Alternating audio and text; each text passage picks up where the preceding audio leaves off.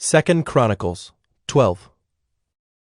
When the rule of Rehoboam was established and he was strong, he abandoned the law of the Lord and all Israel with him.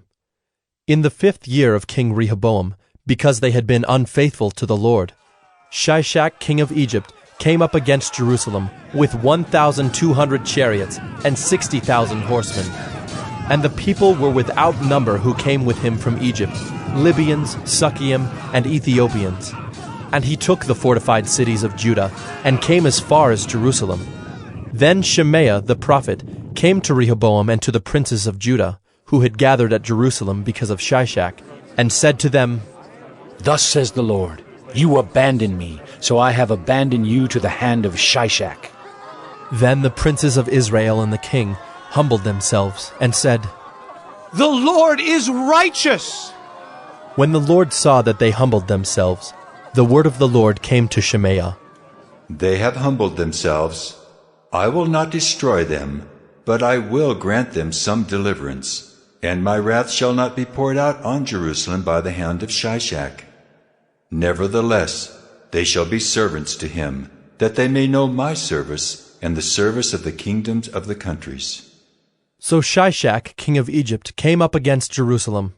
He took away the treasures of the house of the Lord and the treasures of the king's house. He took away everything.